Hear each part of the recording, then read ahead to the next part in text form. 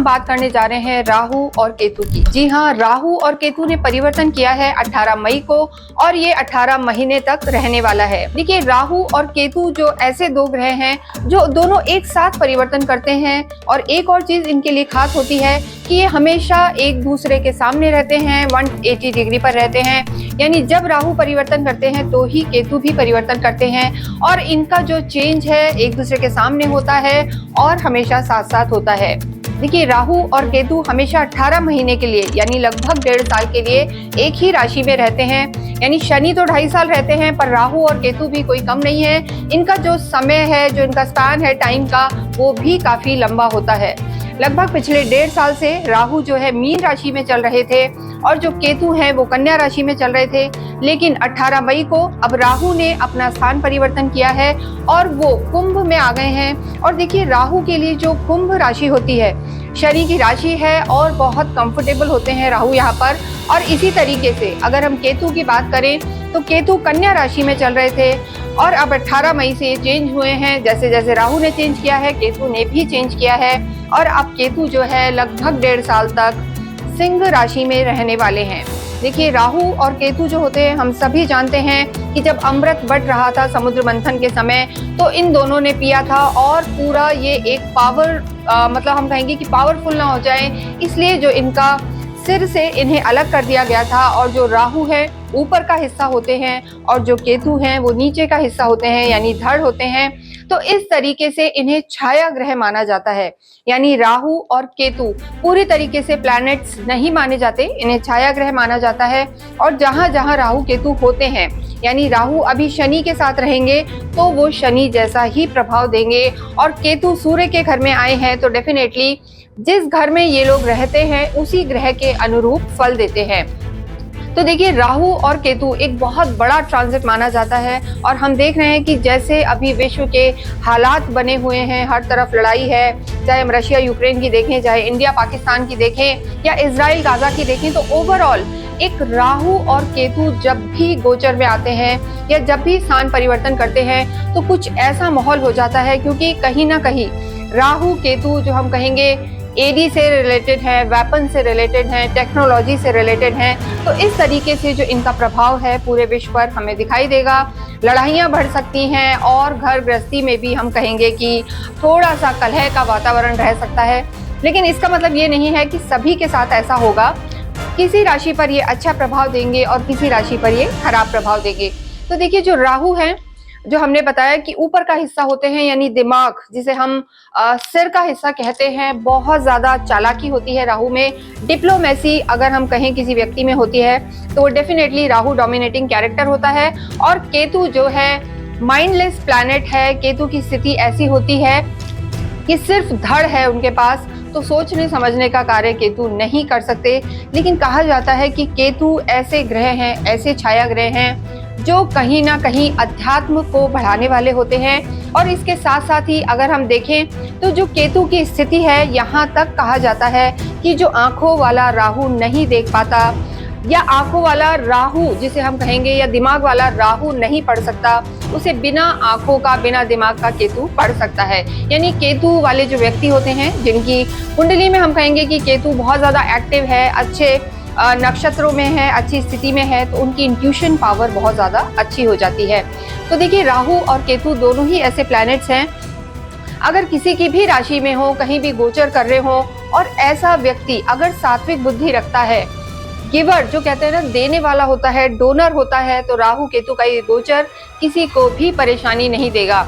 लेकिन राहु वाले थोड़े से ऐसे होते हैं कि सब कुछ ले लो, और केतु ऐसा होता है कि सब कुछ दे दो। तो इनका जो प्रभाव है, इनका जो परिवर्तन है, आप सभी की राशि पर कैसा पड़ेगा यहाँ पर हम देखेंगे। और जैसा हमने आपको बताया कि राहु और केतु जिसके साथ रहते हैं वैसा ही परिणाम देते हैं। मान लीजिए राहु शनि में आए हैं, यानी शनि की राशि में, कुंभ में आए हैं, और केतु जो है सूर्य की राशि में चलेंगे, यानी सिंह की राशि में रहेंगे पूरे 18 महीने।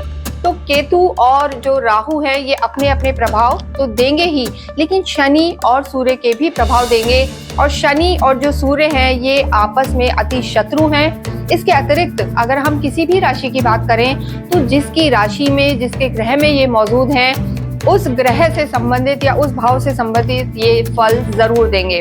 तो राहु और केतु एक बहुत बड़ा ट्रांजिट है जो कि 18 मई को हुआ है, 18 महीने के लिए रहेगा। इस वीडियो में हम बात करेंगे कि आप सभी की राशि पर इनका क्या प्रभाव पड़ने वाला है। इस वीडियो में हम बात करेंगे सिंह राशि के बारे में और सिंह राशि पर इस राहु और केतु के परिवर्तन का क्या प्रभाव पड़ेगा ये हम देखेंगे। देखिए, राहु और केतु जो होते हैं, केतु निचला हिस्सा होता है, धड़ का हिस्सा होता है, और राहु सिर यानी ऊपर का दिमाग का हिस्सा होता है। राहु वाले बहुत ज्यादा डिप्लोमेट होते हैं, बहुत मीठी मीठी बातें, काम में भी होशियार, कैसे काम निकलवाना है ये भी उन्हें आता है। और केतु जो होता है ये माइंडलेस प्लैनेट है, सोचता कम है। जब माइंडलेस है तो क्या सोचेंगे, लेकिन इन्हें चीजें समझ नहीं आती और कहीं ना कहीं वैराग्य वाला प्लैनेट भी कहा जाता है। मोक्ष से भी और धर्म से भी इसका तालमेल देखा जाता है। और कहीं ना कहीं जब पुराने जन्मों की बात आती है तो पुराने जन्मों के आपके कर्म कैसे थे, क्या आप करते थे, उसका भी रिलेशन हम केतु से देखते हैं। देखिए, सिंह राशि वालों के लिए ये जो राहु केतु का ट्रांजिट है, राहु इनके 7th हाउस में आए हैं और केतु इनकी लगन में आए हैं। यानी राहु जो पहले चल रहे थे मीन राशि में चल रहे थे, मीन से ये कुंभ में आए हैं और राहु शनि के साथ कंफर्टेबल होते हैं। केतु सूर्य के घर में आए हैं, सिंह में आए हैं, जो पहले कन्या में थे। अब 18 महीने के लिए ये यहीं रहने वाले हैं। 18 मई को ये ट्रांजिट हुआ है, 18 महीने यहाँ पे रहेंगे। इन सब चीजों का प्रभाव सिंह राशि पर कैसा पड़ेगा? देखिए, जो राहु है इनकी जो 7th दृष्टि है लगन पर रहेगी, पंचम दृष्टि आपके इनकम भाव पर रहेगी, प्रॉफिट हाउस पर रहेगी और 3rd हाउस पर भी दृष्टि रहेगी। इसी तरीके से केतु जो है 7th हाउस को देखेंगे, संतान भाव को देखेंगे और जो नवम दृष्टि है ये आपके धर्म त्रिकोण भाग्य को देखेंगे। तो ओवरऑल इनका ये ट्रांजिट बहुत ज्यादा महत्वपूर्ण है। जैसे कहा जाता है कि शनि गुरु इनके ट्रांजिट महत्वपूर्ण होते हैं, ऐसे राहु और केतु भी आपके जीवन को बहुत लेवल तक इफेक्ट डालते हैं। छाया ग्रह होते हैं, जिनके साथ बैठते हैं वैसा ही प्रभाव ये देने लगते हैं, लेकिन इंसान के दिमाग को, उसकी सोच को ये बहुत ज्यादा इफेक्ट करते हैं। राहु और केतु के लिए कहा जाता है कि एक भ्रम की स्थिति रखते हैं, कंफ्यूजन्स रखते हैं। और राहु तो यहाँ तक कहा जाता है कि जो दिखाना चाहे दिखा दे, यानी जैसा सामने वाले को दिखाना चाहता है वैसा ही एक पिक्चर बना देते हैं। तो काफी माइंडेड चीजें होती हैं और काफी आपके जीवन पर असर डालती हैं। यहाँ सबसे पहले हम बात करेंगे सिंह राशि वालों का स्वास्थ्य कैसा रहेगा इस ट्रांजिट के बाद या इस ट्रांजिट के दौरान। देखिए, राहु आपके 7th हाउस में आए हैं। आपके जो 7th हाउस होता है ये कहीं ना कहीं लोअर बॉडी पार्ट को इफेक्ट कर सकता है, आपकी सोच पे भी दृष्टि होती है। तो राहु का यहाँ होना सबसे पहले इंपॉर्टेंट है कि आपको अपने स्वास्थ्य का बहुत बहुत ध्यान रखने की जरूरत है। 7th हाउस में जब भी राहु आते हैं तो कई बार, और केतु का यहाँ होना, कई बार सर्जरीज करा देते हैं, कोई ऑपरेशन के ऐसे सर्कमस्टांसेस बना देते हैं कि आपकी कोई सर्जरी हो सकती है, चोट लग सकती है, या आपकी सोच को ओवर थिंकिंग दे देते हैं। केतु यहाँ बैठ के बेसिकली सोच बहुत ज्यादा देते हैं। और अगर आपकी खुद की कुंडली में भी केतु राहु की स्थिति अच्छी नहीं है, गुरु की स्थिति नहीं है, तो व्यक्ति आइसोलेशन में, नेगेटिविटी में, डिप्रेशन में चला जाता है। तो केतु वालों को सोचना कम चाहिए। यहाँ बैठ के वो आपके पुनर्जन्मों के जो हम कहेंगे कर्म हैं उनका हिसाब करते हैं। राहु का यहाँ होना आपको थोड़ा सा, कई बार ऐसा होता है कि लोअर बॉडी पार्ट में तकलीफ दे सकता है, चोट वोट लग सकती है, ये समस्या यहाँ रह सकती है। प्लस ये वेट को भी पुट ऑन करा देता है, यानी राहु गुरु की तरह कई बार शनि के हाउस में वेट बढ़ाने वाला होता है। तो इन सब चीजों का आप ध्यान रखें, सोच को कंट्रोल रखें, नेगेटिव थिंकिंग नहीं रखें, यही यहाँ पर जरूरी है। और स्वास्थ्य का बहुत ज्यादा ध्यान दें, क्योंकि यहाँ पर राहु एकदम से कोई भी आपकी पुरानी बीमारी को एकदम से ले आते हैं, या राहु का यहाँ होना कई बार ऐसी स्थिति बना देता है कि आपको अचानक से, जो हम कहेंगे कि कोई ऐसी चीज हो गई आपको पता ही नहीं लग रही, जिसे डॉक्टर भी डायग्नोस नहीं कर पाते हैं। तो इन चीजों का ध्यान रखें, पॉजिटिव रहें और एंड तक जुड़े रहें, क्योंकि हम यहाँ पर आपको रेमेडीज भी बताएंगे। तो ये था आपका, यानी सिंह राशि वालों का राहु केतु का जो इफेक्ट रहने वाला है। देखिए, राहु आपके पराक्रम को भी देखेंगे, निर्णय क्षमता को भी देखेंगे, और ये जो स्थान होता है ये करेज का भी होता है। तो राहु जब यहाँ देखेंगे, काम भाव उपचय भाव है, तो कहीं ना कहीं आपको कॉन्फिडेंस तो देंगे, लेकिन ओवर कॉन्फिडेंस में नहीं जाना है, ये आपको ध्यान रखने की जरूरत है। नेक्स्ट हम बात करते हैं आपकी लव लाइफ की। देखिए, लव लाइफ की अगर हम बात करें तो जैसा मैंने आपको बताया कि ओवरऑल आपकी लव लाइफ यहाँ पर ठीक रहने वाली है। गुरु की जो स्थिति है उस हिसाब से चीजें ठीक रहेंगी, क्योंकि राहु ही और केतु ही ऐसे प्लैनेट्स नहीं है जो ट्रांजिट कर रहे हैं। गुरु भी परिवर्तित हो चुके हैं और गुरु सिंह राशि वालों के लिए अच्छे हैं, आपको स्पिरिचुअल भी बनाएंगे, आपके रिश्तों को भी सुधारेंगे। लेकिन गुरु अकेले बहुत कुछ तो नहीं सुधार सकते। राहु और केतु का ये परिवर्तन कहीं ना कहीं आपकी लव लाइफ में थोड़ा सा टेंशन क्रिएट कर सकता है। देखिए, केतु की 5th दृष्टि जो रहेगी आपके लव लाइफ पर रहेगी, और हमने बताया है केतु जहां भी देखते हैं या जहां भी थोड़ा सा इफेक्ट रखते हैं वहां थोड़ा सा भ्रम की स्थिति रखते हैं, डिटैचमेंट रख सकते हैं या इंटरेस्ट कम कर सकते हैं। धीरे धीरे आपको ऐसा लगने लगेगा कि मैं किसके पीछे सोच रहा था या सोच रही थी, वो आपका इंटरेस्ट धीरे धीरे कम होने लगेगा। जो पहले आप पागल थे, ऐसा होता है ना, कई बार अफेयर स्टार्ट होता है और लोग बहुत क्रेजी हो जाते हैं, बिल्कुल शाहरुख खान की तरह, तो वो जो स्थिति रहती है उससे धीरे धीरे धीरे आपके अंदर धैर्य भी आ जाएगा और इंटेलेक्ट आपका जाग जाएगा, क्योंकि केतु का यहाँ होना आपको धार्मिक बुद्धि भी देगा और ज्ञानी बनाएगा, काफी तीव्र बुद्धि कर देगा। तो केतु का यहाँ होना आपके लिए अच्छा फल देने वाला है। थोड़ा सा वैराग्य की तरफ जाएंगे, बहुत ज्यादा मोह से आपको धीरे धीरे काटेंगे, तो लव लाइफ ठीक रहेगी। लेकिन अगर जो आपके सामने वाले हैं बहुत ज्यादा पैशन रखते हैं, पैशनेट है, तो उनको थोड़ा सा डिससेटिस्फेक्शन मिल सकता है। उन्हें लगेगा कि सामने वाला मुझे तवज्जो ही नहीं दे रहा है, बदल चुका है। ये स्थिति सिंह राशि वालों के साथ हो सकती है। ओवरऑल इसके अलावा अगर हम देखें तो स्थितियां ठीक हैं, क्योंकि गुरु की भी दृष्टि रहेगी आपकी लव लाइफ पर, तो चीजें आपकी ठीक रहेंगी। धैर्य से चलेंगे, पेशेंस से चलेंगे तो ठीक रहेंगी। ओवर पॉजिटिव होके अगर कोई आपसे उम्मीद रखेगा तो उसको आप अपनी लाइफ से धीरे धीरे काट भी सकते हैं, आप अपनी लव लाइफ पे ब्रेक भी लगा सकते हैं। ये भी स्थिति सिंह राशि वालों की हो सकती है बिकॉज ऑफ केतु। तो एक तालमेल बिठा के चलें तो आपकी लव लाइफ यहाँ पर ठीक रहने वाली है, अन्यथा आप वहाँ से थोड़ा सा हट भी सकते हैं।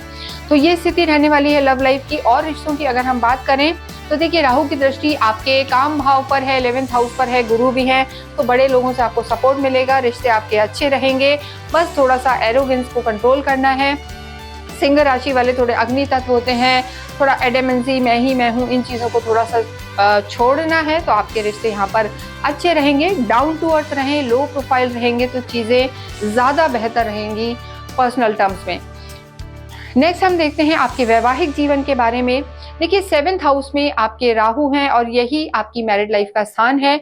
यहाँ हम जरूर आपको कहना चाहेंगे कि मैरिड लाइफ के लिए राहु केतु का गोचर बहुत ज्यादा हम कहेंगे कि फ्रूटफुल नहीं है, अच्छा नहीं है, अनलेस अनटिल आपकी खुद की कुंडली में ग्रहों की स्थिति अच्छी है। लेकिन देखिए, राहु का यहाँ बैठना हालांकि शनि के घर में है, बहुत ज्यादा चीजें खराब नहीं होंगी, गुरु की भी दृष्टि है, लेकिन थोड़ा सा विवाद हो सकते हैं, कॉन्फ्लिक्ट हो सकता है, आर्ग्यूमेंट हो सकते हैं, या किसी तीसरे व्यक्ति के कारण आपकी मैरिड लाइफ खराब हो सकती है। तो इस चीज का आपको ध्यान रखना है, किसी तीसरे के कहने में नहीं आना, किसी गलत संगति, एक्स्ट्रा मैरिटल अफेयर, जैसे हम हमेशा कहते हैं राहु कई बार डिस्ट्रैक्शन में ले जाता है, आपको गलत तरफ ले जाता है। किसी चीज के दो पहलू होते हैं, अच्छाई भी है, बुराई भी है, तो आपको हमेशा अच्छाई की तरफ जाना है, वरना आपकी ये मैरिड लाइफ को खराब कर सकते हैं। शक आ सकता है, थोड़ा सा कॉन्फिडेंस जो पहले था रिश्तों में उसमें कमी आ सकती है, तो ये स्थिति रह सकती है। इसके साथ साथ एक और चीज है कि सिंह राशि वालों के जो स्पाउस है उनके स्वास्थ्य में भी थोड़ी सी दिक्कत आ सकती है। स्वास्थ्य का ध्यान रखें अपने पार्टनर के, चाहे वो वाइफ हो या हस्बैंड। तो मैरिड लाइफ के लिए हम कहेंगे कि एक तालमेल बिठाने की जरूरत है, इसके साथ साथ एक बैलेंस की जरूरत है और अपने स्पाउस पर ध्यान देने की भी जरूरत है, उन्हें केयरिंग, उनके लिए रहना, उनके स्वास्थ्य का ध्यान रखना, साथ ही साथ लॉयल रहने की भी जरूरत है। देखिए, केतु की दृष्टि भी थोड़ा सा मानसिक तनाव रख सकती है, जैसे हमने आपको पहले मीन के समय में बताया था कि मीन राशि की जो स्थिति है उसमें कहीं ना कहीं डिससेटिस्फेक्शन था, तो थोड़ा सा सब कुछ होते हुए भी आप महसूस करेंगे कि मजा नहीं आ रहा, चाहे आप बिजी हो सकते हैं या किसी की तबीयत खराब हो सकती है, लेकिन ये स्थिति इन 18 महीनों में रह सकती है। तो जितना भी समय है, कहते हैं ना, ज्यादा समय की जरूरत नहीं है, क्वालिटी टाइम निकालें, स्पेंड करें। लेकिन देखिए, ये जो हाउस होता है 7th हाउस, ये आपकी एक तरीके से इनकम का भी हाउस होता है, डेली इनकम का। ये एक जो हम कहेंगे सोसाइटी से जोड़ने वाला भी हाउस होता है, पब्लिक फिगर बनाने वाला भी हाउस होता है। तो यहाँ पर आपको एक गुण, चाहे आप घर में हो या बाहर, चाहे आपकी फैमिली लाइफ हो या बाहर लाइफ, आपको सबको साथ लेके चलना है, तो आप हर एस्पेक्ट पे, हर लाइफ के हम कहेंगे पार्ट पे आप खुश रह सकते हैं। तो मैरिड लाइफ भी आपकी ठीक रहेगी।